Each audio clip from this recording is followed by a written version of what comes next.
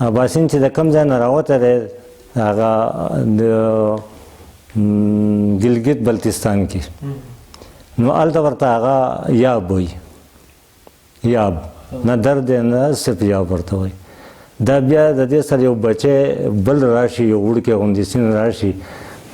ګلګت نه لږ لاندې د سکردو په روډ باندې د سکردو سره یو ځای را روان شوی دی او دغې اباسین ته غورځېدلی دی بیا دا اباسین چې کله په کوهستان کې راځي د تاکوټه پورې د پښتنو د وطنه پورې نو دغلته دی سیند دی بیا سیند دی نه اباسین یا بل څه پکې نشته سیند دی خو چې د هغې نه لږ راښکته شو د پښتنو د سیمې ځه راوړي ته تاکوټ په پله باندې نو دی ناڅاپه اباسین شي دا مونږه دا پښتانه ورته اباسین وایي دی چې لږ بیا په ښکته لاړ شي او اټک ته ورسېږي نو په اټک کې دې اوبو ته مخکې هم ویلې شوي دي او اوس ورته هم ویلی کېږي دا اټک اباسین چې دی دا نیلاب شي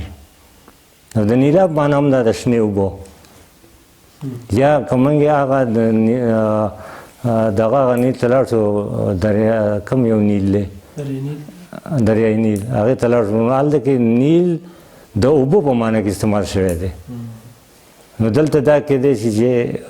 شنې اوبو او هغه اوبو دا دواړه د یو بل سره دغه لري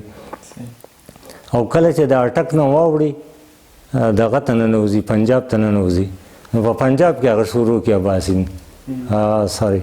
اباسین نه دریای سیند هغه دریای سیند کې چې کله دا د صادق آباد سره د پنجاب نه سیند ته ننوځي نو بیا مهران شي د دې یو سیند زما په خیال څلور پنځه نومونه دي او مطلب یې موږ ورته آباسین وایو موږ ته د سیندونو پلار جوړ کړی خو دا د پښتو ټکی نه دی دا د اردو ټکی نه دی دا د عربۍ ټکی نه دی دا کوم ټکی چې دی اباسین یا باسین دا خو د سنسکرت او د هندي او د نور د هندي نجات ژبو دی نو دا شو اباسین علم د دوه درې ټکو نه جوړ ټکی دی ایل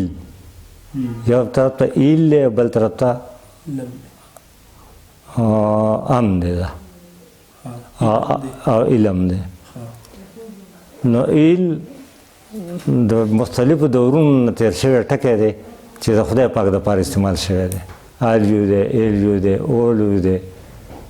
اله دی او په آخر کې د عربۍ د ګریمر سره سم ورسره الف او لام لګېدلی ال نو د هغې د وجې نه ایل په الله باندې بدل شوی دی په آخر راغلی دی په دې ودرېدلی دی الله او الله پاک په خپله وایي چې ما ته زما په نومونو کې یو کوم سل نومونه دي غالبا چې موږ وایو که نه هغه وایي چې په دې ټولو کې ما ته د ټولو نه غوره الله دی د رسول الله سلام موږ ته ویلي موږ د هغه په حواله دا خبره کوو نو ایل خدای پاک او ام د هغه غر د هغه کلی نو هلته خو کلی نه شي کېدی خو د بستي د اوسېدلو ځای د خدای کلی د هغه غر د هغه علاقه اوس دلته څه څه دی چې داسې کېږي چې د خدای پاک غر ورته ویلی کېږي د هغې اصل خبره دا ده چې یو خو هندو مت معلوم تاریخ چې دی نو هغه سل کم 3000 کاله دی سل کم 3000 کاله دی په دې کې د دې مذهب دومره ترقي وکړه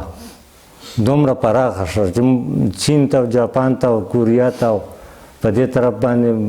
هم افغانستان ته پاکستان ته هندوستان ته سریلنکا ته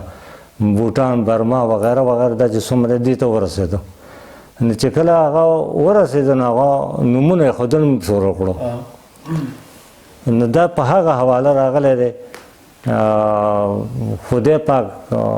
دا هغو په هر څیز کې د هغو په هر نوم کې د هغو په هر کار کې د هغو د دیوتا خبره ضرور کېږي لکه موږ د هغې مثال موږ هم یو زموږ په ټولو نومونو کې یا الله دی محمد دی او دین دی سراج الدین بل محمد ورسره یعنی عمر محمد او غلام محمد وغیرہ وغیرہ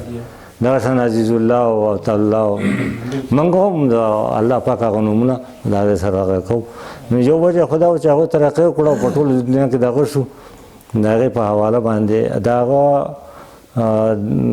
علم ته به خلک راتله، رشیان به راتله، بمبړان چې ورته دوی وایي بمبړان به راتله او خپلې منترې به یې دلته ویلې. د هغو چې کوم کورس هغه کورس پې زده کوو، یو قسمه تبلیغات یې کول. د ګوتم بدھ چې څه وو، ګوتم بدھ چې کوم قواعد و ضوابط پرېښودي وو، کوم تعلیمات یې پرېښودي وو مذهبي،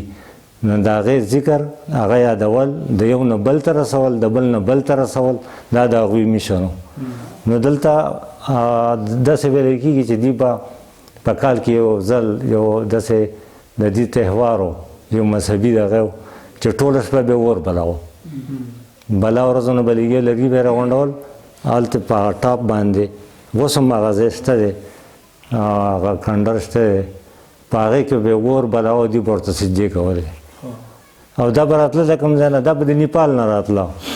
سر به دا ځای نه و، دا به سکم نه را روان و، دا به د بنګال نه را روان و، دا به سریلنکا، خو مطلب دا چې د ټول ریجن نه به را روان و. او دغه ځای له به زده کړې له راتله، د ثواب په خاطر عبادت له به راتله، او دا د هغوی لپاره مقدس ځای و.